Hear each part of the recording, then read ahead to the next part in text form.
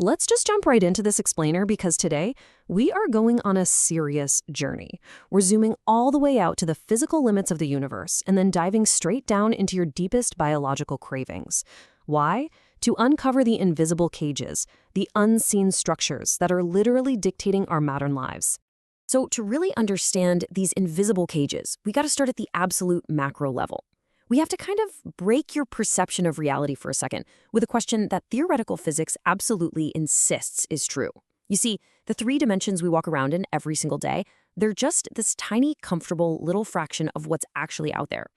When you actually climb the geometric ladder, it reveals this kind of terrifying truth. Just imagine starting as a zero-dimensional point, right? Completely sizeless. Stretch that point out into a line, and bam, you've got the first dimension.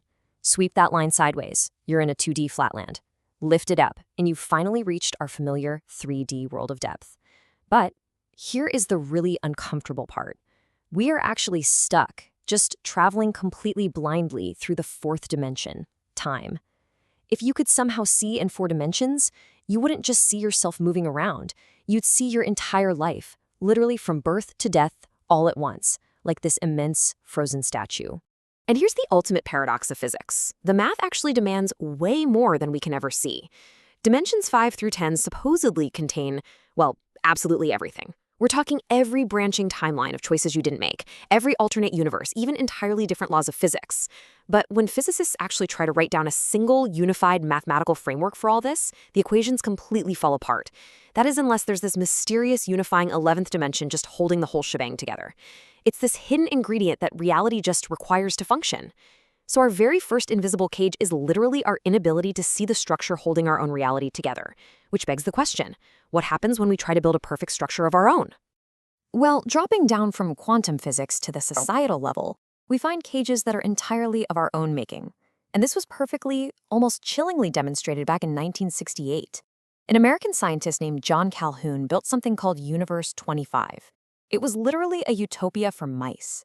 We're talking predator-free, disease-free, perfect temperatures, and unlimited food for just 8 starter mice. Basically, he wanted to know what actually happens when a society faces 0 physical struggles. The results, honestly, they were terrifying. Over 5 years, the population absolutely exploded to 2,200 mice. But because there was no new ground to expand into, the young males suddenly had no roles to fill, no purpose. This triggered what Calhoun called a behavioral sink. The mice just completely lost their natural instincts. I mean, despite having unlimited food everywhere, they'd compulsively crowd around just a couple of specific feeders. Hyperviolence broke out of nowhere, and overwhelmed mothers actually started abandoning or even attacking their own young. And out of this horrific collapse came a distinct new generation that Calhoun named the beautiful ones. These were perfectly healthy, completely unscarred mice who, honestly, just opted out of being mice. Since every social role in the colony was already taken, they refused to fight, they refused to mate, they did absolutely nothing except obsessively groom their fur all day. So they looked flawless on the outside, but they were functionally dead on the inside. So what's the big takeaway here? It's that the abundance itself wasn't what killed the colony.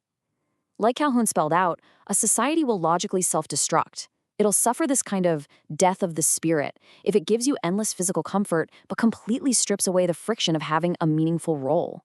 It was the total disappearance of purpose, not the presence of comfort, that literally drove them to extinction.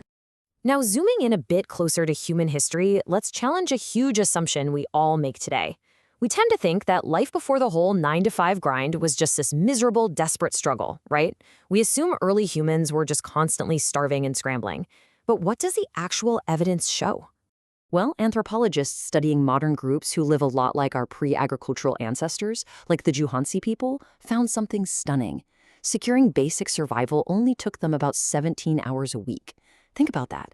That is barely over 2 days of effort. It left them with these immense blocks of free time, just for social bonding, resting, and, just existing, without this constant pressure to be productive. When you starkly contrast our modern lives with those ancient humans, the physical evidence is pretty undeniable. Today, we're trapped in this cage of roughly 90,000 hours of lifetime labor, dealing with isolated schedules and just immense stress.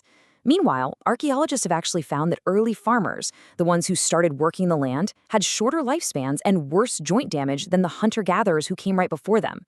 So the agricultural revolution from about 10,000 years ago, it was kind of an absolute trap.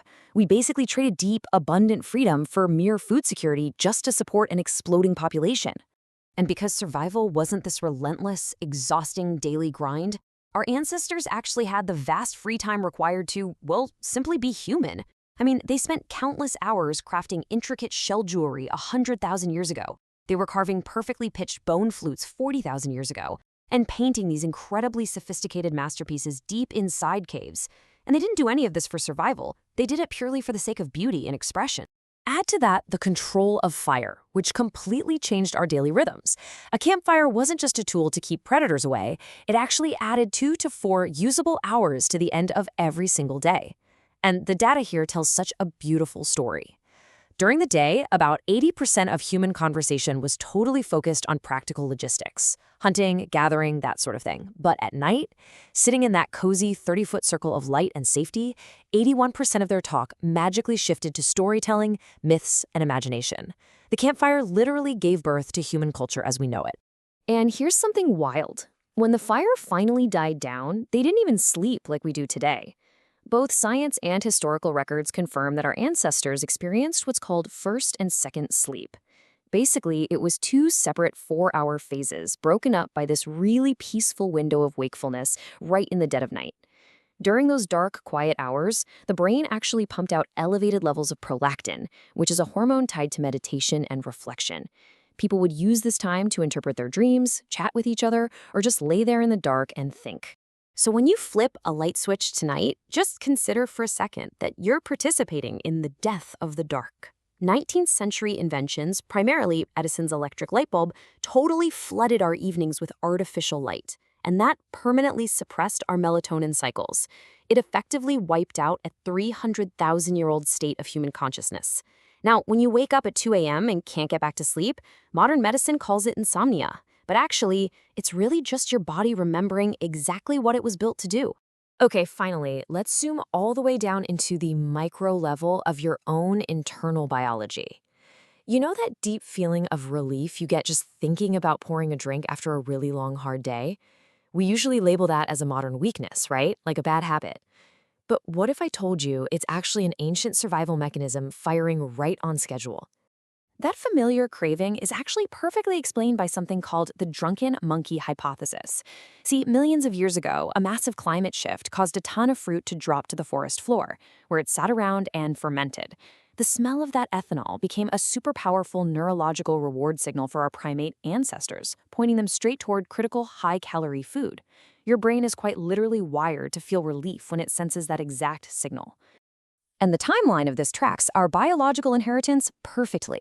Roughly 10 million years ago, a genetic mutation in the ADH4 gene made our bodies process ethanol 40 times more efficiently. Fast forward to 9,600 BCE, and archaeologists are digging up massive 160-liter fermentation vats at ancient ritual sites like Göbekli Tepe. In fact, some researchers now argue we didn't even start farming to bake bread. No way! We started farming so we could intentionally brew massive communal drinks thousands of years before everyday agriculture was even a thing. But here is the absolute most fascinating part of all this. Evolutionary psychologist Robin Dunbar actually proved that alcohol triggers these massive endorphin releases only when you're in a social context. It builds crucial bonds, it creates feelings of safety, but drinking alone? It actually produces a pretty flat biological response. It totally lacks that evolutionary reward. So your 10 million-year-old brain isn't really craving the substance itself. It's desperately craving the safety, the warmth, and the connection of gathering around the fire with your tribe. So tonight, as you reflect on all of this, the mind-bending limits of our 11-dimensional universe, the really dangerous cages of modern comfort, the artificial myth of the endless workday, and your own deeply biological ache for lost connection, I really want to leave you with this one final thought.